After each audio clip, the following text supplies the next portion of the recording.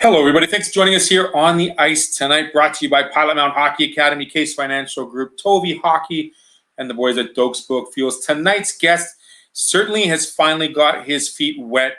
He is now 2 feet in the ice, 2 feet on the ground in Pilot-Mound, Manitoba. Kyle Nixon, the U15 coach, is joining us this evening to talk about his experience finally firsthand of small-town Pilot-Mound, the Hockey Academy, meeting the players all together, and the excitement, nervousness, and the progress he's seen thus far in the short 2 weeks with the squad. Kyle has got a little bit of a different tenure with his education, teaching part of the team and keeping an eye on the other part of the team another way, but also just getting used to the routine, the names, and how impressive it is to just think about hockey, school, rest, repeat. And quite honestly, if I had a schedule like that right now, I would be over the moon and back, enjoying the fact that I get to hit the ice and go to school every day. So, on tonight's show, on the ice, please welcome Kyle Nixon, coach of the U15 Pilot-Mound Hockey Academy, Buffaloes.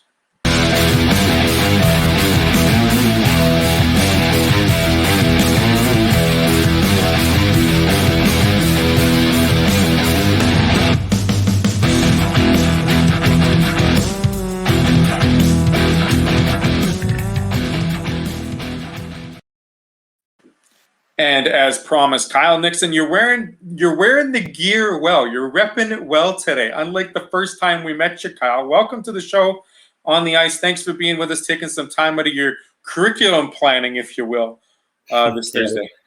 Thanks for having me. And yeah, I could use a break from that sometimes. So you need a break.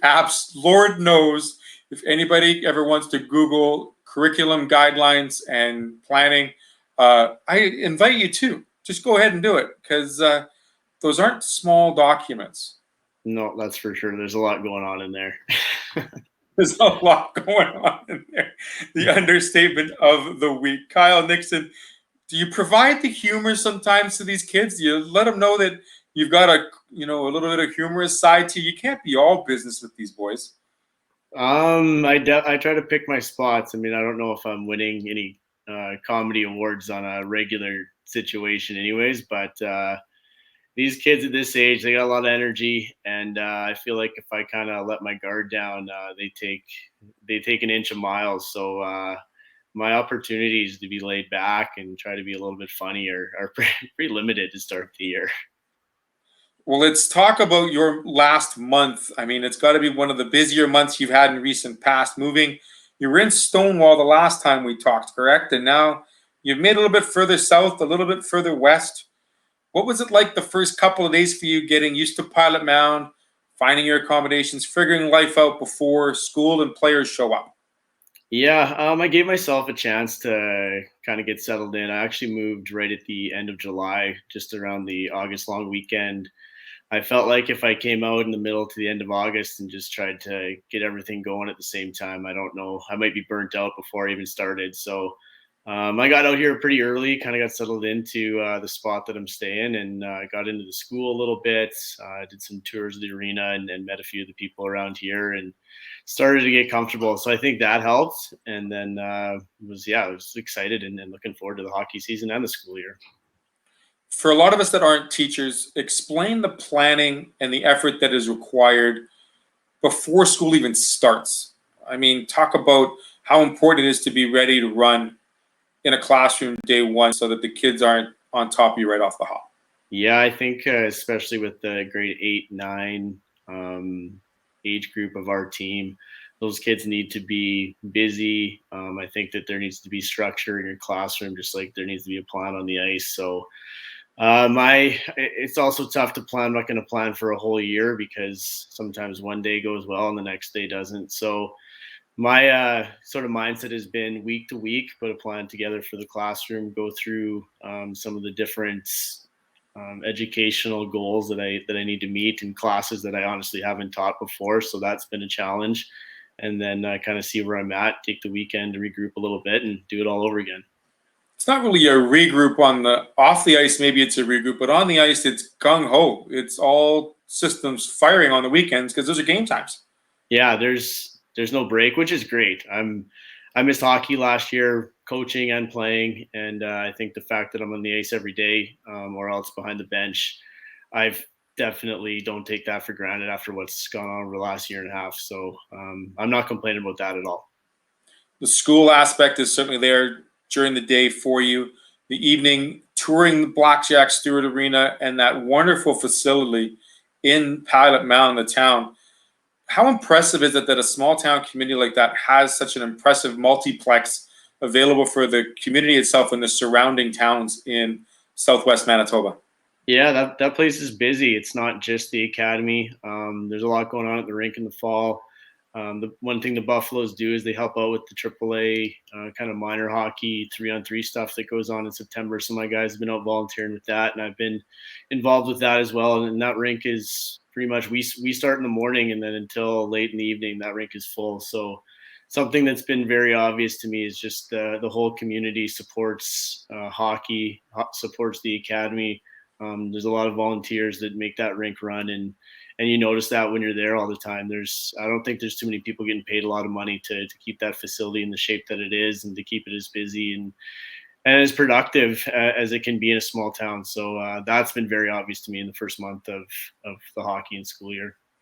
Did you remember how to skate, Kyle? Did you know what you were doing out there when you put the blades on the ice, or was there a couple of trial and errors before the players showed up? Be honest. Well, for those people who have either played hockey with or against me, I don't think anybody's going to be saying I was winning any skating races or smooth stride awards or anything along those lines. So once I got back out there, for me, I felt pretty comfortable, and it was nice to get on the ice, and even for me to kind of handle the puck and shoot around a little bit, and then obviously stand there and blow the whistle was pretty comfortable too. So it's been really, really nice to get on the ice with some kids that work hard. It's been fun for me to actually be out there because I missed it for an extremely long period of time, which I'm sure there's a lot of people in the same boat. We'll get to the action on the weekend and the 3 games you've played, but comment to me about the support the community has shown, not just for the academy, but just to see that facility being used on a daily basis. How important is that for not only the health of the community, but the social aspect of the community to bring everybody back together? Yeah, that's been great selfishly for me too, where I have some connections and relationships out here from some of my past sporting experiences, but it's such an easy place just to meet, talk hockey, and kind of see how things are going. And when there's people that are in, I think, a relatively good mood or excited to be back, there's just a buzz around that rink. The parking lot's always full. Parents that are able to get in are in there and supporting their kids at every age. So it's definitely a hot spot for the community, and I think that creates just such a positive energy at the start of the year. So you've got the school aspect figured out, grade 8s and 9s. What's your least favorite subject you got to teach? I mean, obviously in the couple of weeks, I mean, teacher to teacher, it's always an introductory week where you can't really get wrapped around a massive part of the curriculum in the first couple of days, but you got to warm them up a little bit, right? You got to give them some, warming up exercises, a little bit to see where they're at. What did you enjoy most about the first couple of weeks with your kids, the grade 8 and 9 level at the PMCI? Yeah, I think similar to the way you want to start with a new team, I think it's important to develop relationships in the classroom. And I think an important goal for me was to develop a relationship that I'm their hockey coach when we're at the rink or at a game, and then when I'm their teacher, it can't be the exact same thing. So we did some team building stuff, some icebreakers and things like that to start the year, which have an element of fun, but also to kind of get to know each other. And then for me, just getting into the courses that I teach are the math, social studies, and English for the grade 8s. And that's been new for me to kind of understand what that's going to look like and trying to teach them something. So I don't know if I have a course that I don't enjoy teaching. I will say I do miss, like I was a phys ed guy for quite a while, and I do miss being in the gym and that atmosphere, because I mean that's a little bit different than the classroom, but so far it's been positive at the school, just like at the rink. Did you remember how to do algebra? Is that where grade 8s are working on these days? I got to go back to my curriculum and see, but usually that's algebra and trigonometry, or is that later on? Trig maybe a little bit beyond with that, but we are doing some stuff with triangles and figuring out some different distances. So for me, I would say that's a little bit my comfort zone. I taught grade 11 math for the last 3 or 4 years in Stonewall too. So I'm pretty sure I can at least convince those grade 8s that I'm still smarter than them. Math strategies versus the right answer, right? Kyle, Yeah. that's the way you approach it now, right? Yeah, show your work. Show your work. Boys, show your work. And speaking Yeah. of which, if you show your work, those bounce passes off the boards will be a whole lot easier to make and understand, right, Kyle? Yeah, if I can tie school and hockey together, who knows? Could be changing the world out here. If you're changing the world, those shots to the pads on a 2-on-1 are meant for an angle so that the goaltender's out of place for the rebound. Yeah, that's lesson number 1.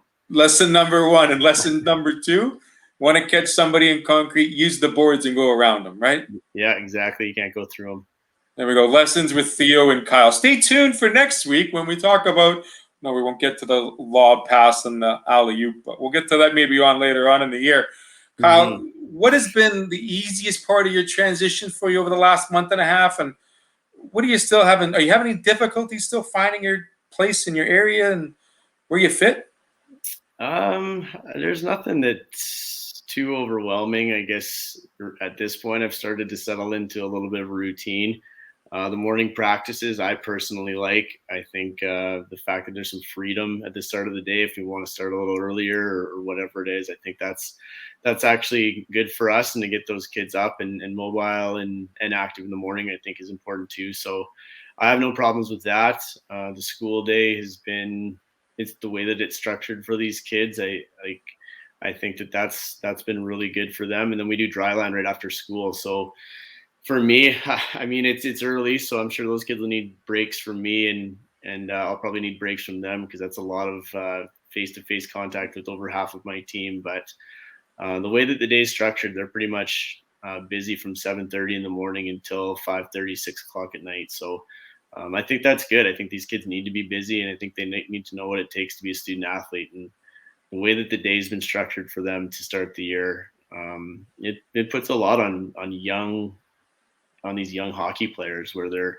not living at home and they're a little bit more responsible for their own learning and their own work ethic, and how seriously they take the game and going to bed and their diet and all these different things. So I think the learning curve for myself, just settling into what it's like to be in an academy, and then same thing for the kids, it's been a steep learning curve, but I think that there's been a lot of positive growth so far. Certainly. We're going to get to more of the routine right after the break with coach of the U15 program, the male program, Kyle Nixon, right after the break here on the ice.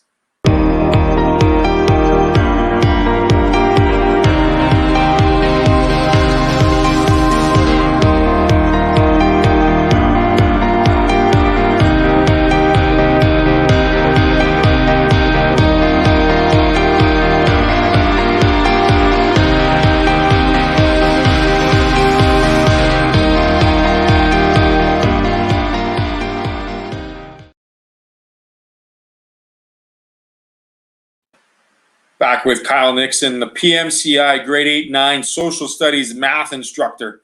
But we also know him as the coach of the U15 program. Kyle, September 6th, can you remember that far back? It's only been about 2 weeks. But that Monday orientation, what was the excitement level? If it was here, was it even higher when everyone's got them? There's a few words I'd use to describe it. Excitement, definitely some nervousness, and you could kind of feel it from the whole group that was there. Just kind of, maybe a lot of these, or some of these players, the first time they've actually seen the town and the facility. I'm sure they've seen some things online or through Zoom calls and those types of things. But I think that's always creates a little bit of maybe positive anxiety, though, just kind of checking things out. For me, I probably met or had some familiarity with about half the team, but kids that I'd seen their names on the list, but hadn't actually had personal contact with. So the get to know you aspect of it is always something that you want to make a good first impression. So that was something in the back of my head. And then when you see the U18 girls and the 17 guys and our own team, there's a lot of bodies there that first day. Kind of getting the feel for what it was going to be like. So the academy had it well organized. The lunch and whole situation to get kids into the rink and sort of organized was super well done, and I think it started off on the right foot. How's the dressing room? That's always a big deal for these teams because it's the unveilment to not only your second home because it's your dressing room, but it's your place. Well, it's going to be. I'll let you know when that happens. I guess the fact that these U15 guys are going to get a brand new room and it's been under construction, and the volunteers and the guys working to get that done have been working extremely hard. So we're hoping to get into it in the next week or two.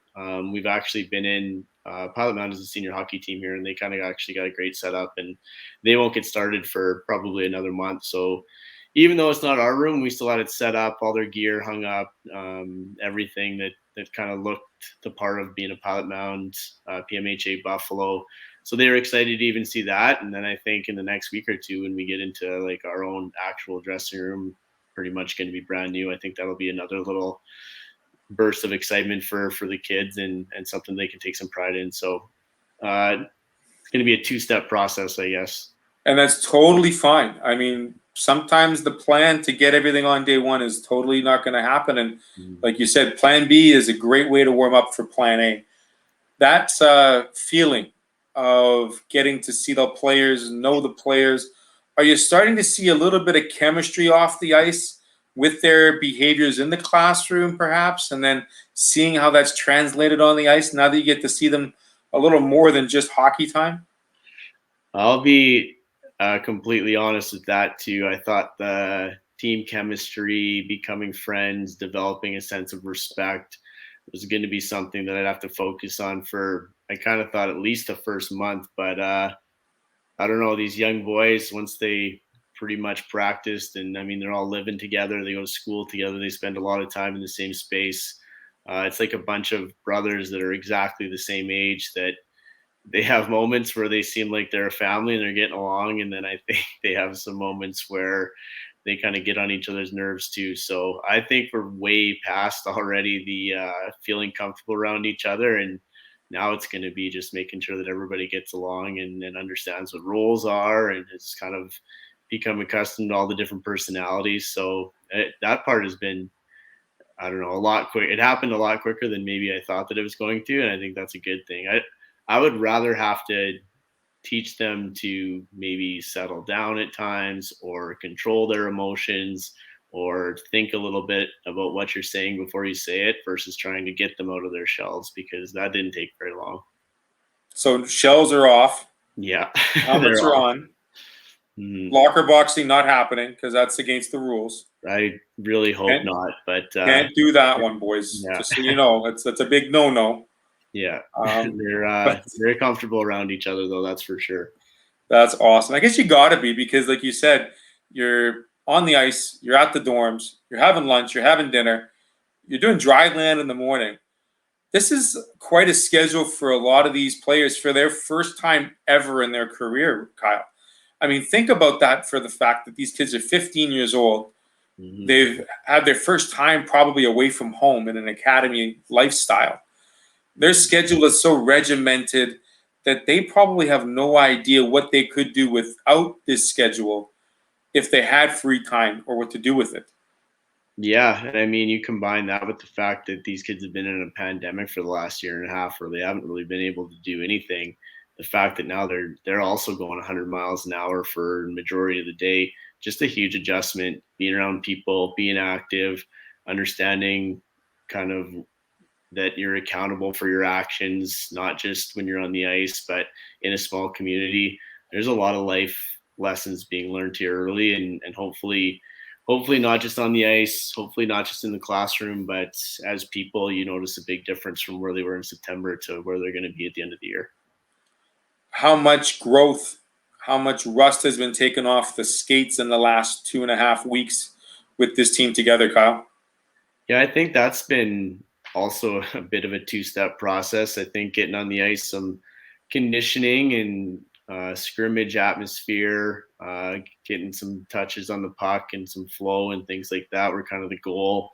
the first week, and then we kind of got into some different team strategies to try and get organized on the ice. But when you just practice against your teammates, I mean, that's how you learn. But when you start to play games, it's a whole different level of intensity when the other team's trying to beat you or take the puck, and not just kind of blowing the whistle to try again. That doesn't obviously happen in games. So practices were great, and I think they work hard and are relatively focused. And then a second lesson came when we started to play games to kind of understand that what happens in practice, the idea is that you can execute it in a game, but you're going to have to do it at a higher intensity level with more compete and expect the other team to not just be your nice teammate.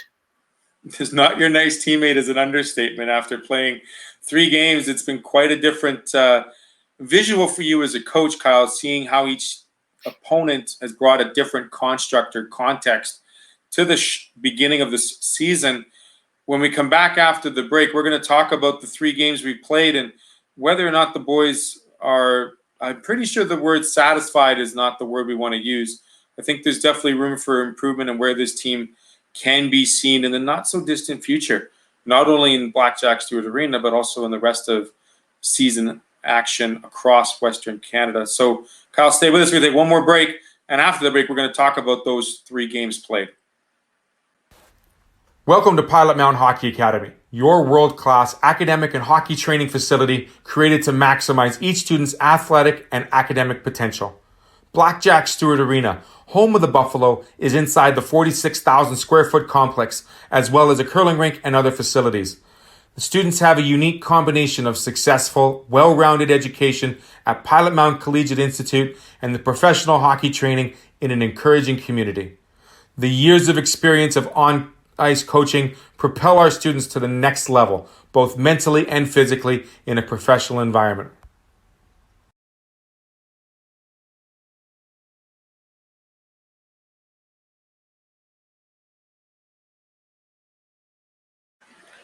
Welcome back to On the Ice here on ASTV with Coach Kyle Nixon of the U15 male team. Looks like we're going to have to redo that intro because a lot of those players aren't yours. Yeah, there's a whole new group out there now.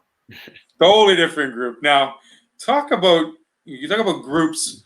When you address the boys in the locker room, who's doing the pregame speech? Is it yourself, Kyle? Is there a pregame speech, or how do you approach? How are you going to approach this team before game time? And I think early in the year, it's really all about learning and focus. I think that the energy, or at least what we've seen so far, is being excited and being pumped up for games. At least right now, I don't think is going to be an issue. I think having their brains focused on what maybe their role is, what some of the things are that we've practiced, what some of the adjustments are that we've tried to make during games and talk about after games, to bring that every night is going to be really important, and not just have to go over the same things and be repetitive and trying to learn the same lessons. Because if we're talking about the same things now, 2 months from now, then I don't think myself or Danny are doing our job. And I think that's really important for these kids, is to remember what's gone on that hasn't worked, and remember some of the things that has, and then continue to bring that to the next game. So we just keep getting better. So the tone has been learning, the tone has been making adjustments. And I think we just need to make sure that they're as focused as possible, and then use that excitement to hopefully work extremely hard. But the pump up speeches, I mean, maybe they'll come at some point, but right now I think the message just has to be anything that can help them be more competitive, help them be more successful as a team, while they're still trying to learn and get a feel for what they've kind of gotten themselves into. Absolutely. You said it's a learning operation, a learning journey. Have we seen any players step up and be more vocal or be natural born leaders in the locker room, or is that still a feeling out process? It's definitely something that it's a constant conversation from us. Like, we want our whole team to develop some leadership skills. And again, that's something that's not just at the rink. That's the way they're carrying themselves in the community and at school, because if you're walking around in PMHA gear, you kind of stand out a little bit anyways. And we want our athletes to have a sense of humility and treat people the right way. So that's the same message at the rink. There's been a few players that have kind of shown up with a work ethic that's, I mean, sometimes that's a little bit unteachable. And there's guys that have led by example early on, which has been great. And you need that in a locker room because, I mean, ultimately myself and Danny, we don't play. So when we're practicing, when they're warming up, when they're doing dry land, and then in games, they need some teammates to know who they can follow. And we've identified a few kids that I think have some of those qualities. We're not asking them to be coaches or to get in anybody else's faces or anything like that, but just simply lead by example, I think is the best way to start. 3 games under the belt. Talk to me a little about those games and the progression through them.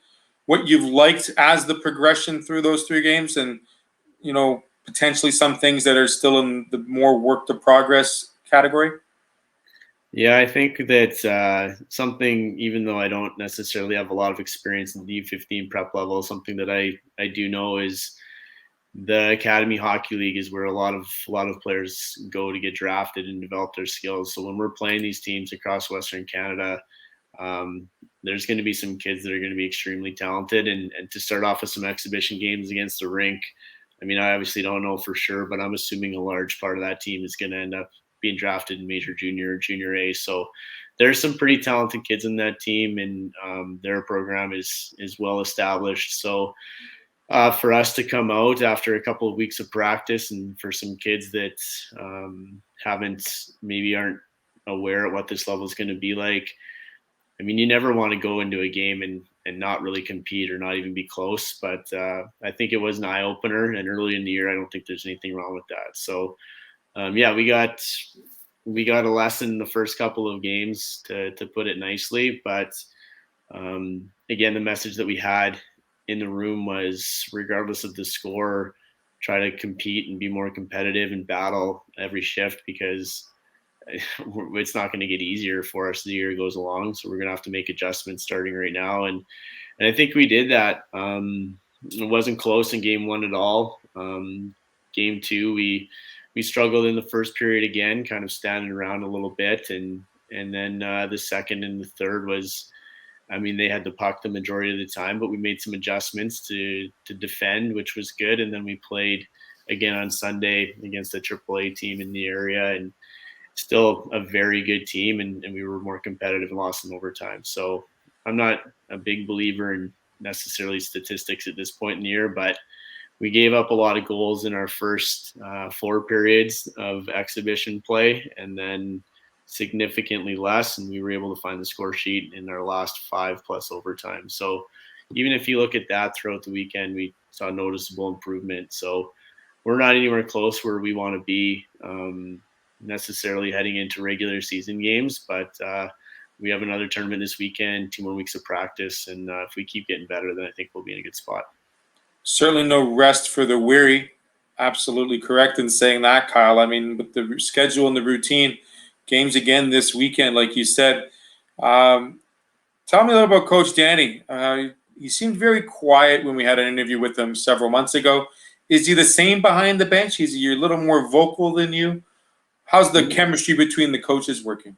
Yeah, I mean, that's been another part of the whole learning process. Is Danny and I had some familiarity, played a little bit of senior hockey together quite a while ago. But I mean, more or less, we're 2 new people in terms of coaching together. So it's been a work in progress for us too, to handle each other's strengths and weaknesses and understand the type of communication strategies we have. So that's been positive for us the first couple of weeks as well.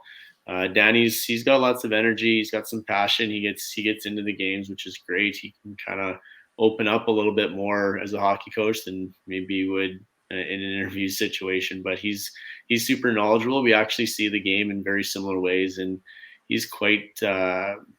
One of his strengths is he's quite good at the skill work side of things, which is important at this age. So we're trying to find a balance with our practices right now of including skill work as a part of team strategy. And I think moving forward, these kids should develop in a variety of ways with both of us being able to offer some different strengths in terms of how we teach the game. So a little bit of yin, a little bit of yang, a little Mm-hmm. bit of upper energy, a little bit of lower energy. All the bases, all the corners are covered. You certainly sound like you've got a pretty good group of boys looking to progress and develop as a U15 squad over the course of the season. That first bus trip, what are you looking forward to most with this group of guys? And you go back to when you had your first set of bus trips as a young player. Any stories that you can help relate to these players, or are you just going to let them kind of enjoy it for the moment? Well, my initial kind of idea for when we travel, our first set of league games is against the Prairie Hockey Academy and in Notre Dame. So we're staying in Moose Jaw and we travel to Regina. So it's a decently long road trip, but I think I'm going to try to schedule pretty much every part of that road trip down to the last minute and try to limit their free time so that we're doing some team building, we're doing off ice activities. So we're not just sitting around all day, team meals, things like that. And not to sound like a dinosaur because I spend time on my phone too, but those kids get 30 seconds of themselves and it's just glued to their phone. So even just looking out the window and seeing some different parts of Canada and actually having conversations with teammates or talking about hockey or maybe watching some highlights from NHL games, I think those are going to be things that I try to promote on the bus as much as possible than just staring at social media or playing games on their phone, which I get it. That's kind of the way that things are now, but I hope that the experience that we can offer when we travel is going to be a lot of team building, a lot of stories to tell because we're going to be doing things together. Have we got a good group of guys that are all well dressed coming to the games? I know the U17 male team, kind of holds the level, like the bar in best dressed team so far I've seen in a long time. Are the boys keeping it up? Are they doing the same, or are they still got some room for improvement there? I think the U17 is running laps around us right now in terms of style and the way that they dress and stuff for games. Our guys they're still learning to they're still learning to kind of understand what that looks like.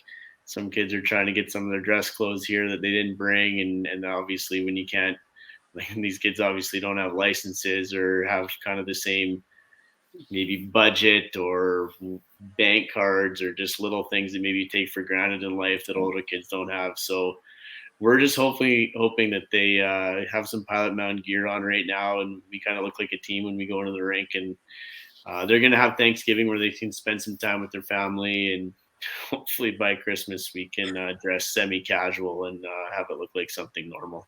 Santa's list is being made as we speak, right?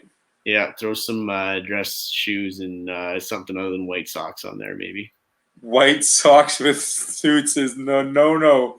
Yeah. Unless you got the pants that go down. A lot of these guys wear those ankle pants now that kind of go above the ankle bone, the malleoli. Nonetheless, a lot of firsts happening for yourself, Kyle. A lot of firsts for this team.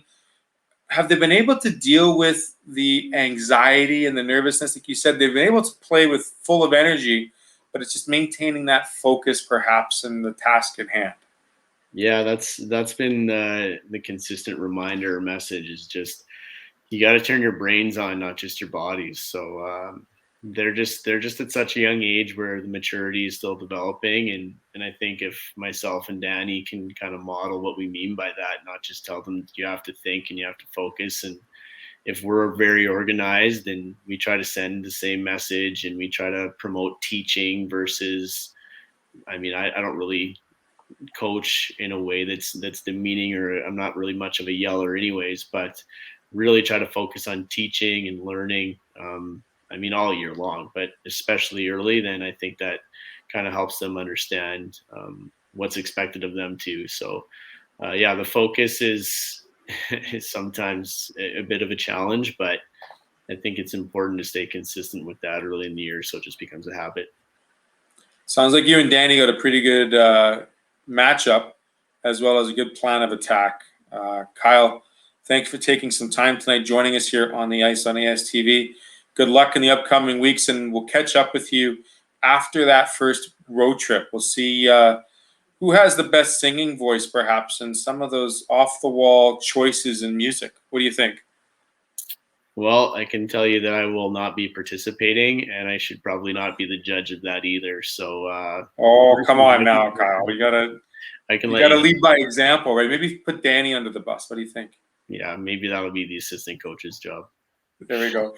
Kyle Nixon, the U15 coach with the herd down at Pilot-Mound Hockey-Academy. Thanks for watching here on the Ice ASTV, bringing more goodness to the greatness. Have a great weekend, everybody, and take care of your family, take care of your neighbors. We'll see you next time. Thanks for watching. Bye-bye for now.